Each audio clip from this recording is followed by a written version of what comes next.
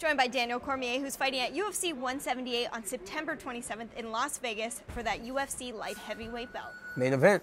First of all, how did you find out the news? You know, I got up this morning at like 7:30 and I had a text message from Lorenzo.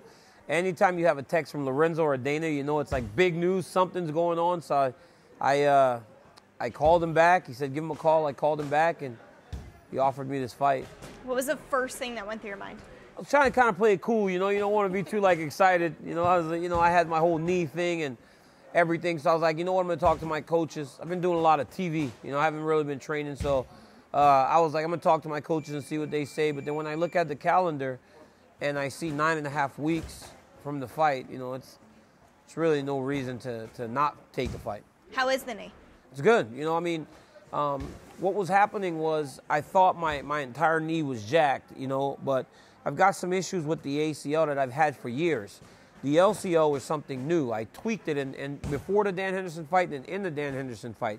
So it made my whole knee feel just like in pain. Well, only thing that heals the LCL is time. Now with time, the LCL is better, and now I feel nothing in my knee because my ACL is just as it's always been. So, it feels great. Did you talk to Kane once you got the offer? I did. Kane and I talked at the gym. And then today, Kane's like sparring like Jon Jones. I'm like, Kane, what the hell is this? Like, give me you. But he was trying to actually throw the little side kick to the knee and just kind of prepare me for some of those things. But, we've got time. We're going to start working on that stuff, but very confident. Everybody around here is very, very confident. How often have you worked on things in practice or in sparring with your coaches, with your training partners, and in your mind thought, okay, this is going to be good for when I fight Jon? Well, it's every day. Every day, everything I do is in preparation for my fight with Jon Jones, no matter when that would have been. I imagine that it would have been in January or February, beginning of next year after him and Gustafsson, because I believed he would win the rematch. But it's just sooner now. But again, I've been training for this fight for 2 years. This isn't new. I don't have to start preparing for Jon Jones. Every time I'm in between fight camps, I prepare for Jon Jones, and whoever they give me, I prepare for that person in the meantime. Yeah, and you guys haven't been the best of friends, though, throughout all of this. I actually was sitting next to you at UFC 148, and you guys had some words, and I don't think a lot of people knew that you didn't like each other at the time. What originally made that happen? I think it was just some misunderstandings in the initial meeting. We met in Anaheim when Kane fought for the belt, and he said some things just kind of, he just said a couple things like, you look like you can wrestle, go get cauliflower on the other side, maybe you can get a takedown against me. And my whole thing was it just came off so off-putting because he didn't know who I was. And I didn't expect him to know who I was. He said something to the effect of, well, Daniel's just mad because I didn't know who he was. I was a wrestler. Nobody knew who I was. It was just like, I didn't expect him to know. He's Jon Jones. He was on the rise at the time. You don't insult somebody to make conversation. I think that initially is what kind of put us on the opposite sides of the track, and we never were able to come back together. True, he DM'd you on Twitter? He did today. He direct messaged me somehow. I don't know how he did that. He said, I hope you're ready to come to daddy. So I wrote back, I am, and I'm going to beep you up.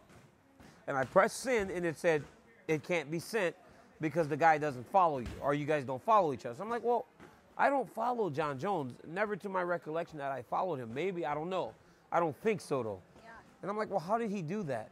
So maybe he followed me and then unfollowed to just leave the message. But it's okay. I just put it out to all my followers, and he'll see it. It's been retweeted 1,000 times. Seems like people are very excited about this matchup. Most people wanted this originally. Originally, yeah. People want to see Jon and I fight because they believe that I have a style that can actually push him, and I think that's the reason everybody wanted to see the Gustafsson fight, because we finally saw him get into some trouble.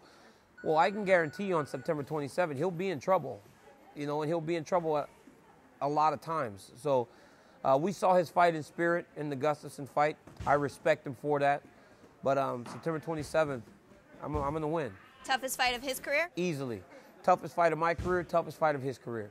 I will never have fought anyone with the skills, with the athleticism, the confidence, and the warrior spirit of a Jon Jones. I respect him as a competitor. Just because I don't like him outside of the octagon does not mean that I don't respect him as a competitor. Do you think he's going in here to say, like, hey, he's, an Olympian, but let me go out there and show him a better wrestler? I think at a point he'll try. He'll try to get a takedown. Because when he can't get a takedown, you saw in the Gustafsson fight, he's not very comfortable. He'll fight you, but he's not as comfortable. His comfort comes in his ability to mix things up, his ability to take people down, his ability to stand with you. He needs to be able to do everything. He's a well-rounded fighter, but it's pointless. Don't wrestle. No matter what you do between now and that fight is going to change the outcome of that department of the fight. I'd love for him to try to get a takedown on me. I'll smash his face right into the mat. Yeah, and I've got to guess that besides wrestling, which we all know you're phenomenal at, you're going to be working on everything. You seem to pick up those stand-up skills, especially the kickboxing, with such ease. I mean, you've grown as such a fighter since we've seen you in Strikeforce to where you are now. Is that just an evolution you want to continue? Well, yeah, it's a commitment to getting better in every aspect of the game. I mean, I'm fighting Jon. Jon's very good in stand-up.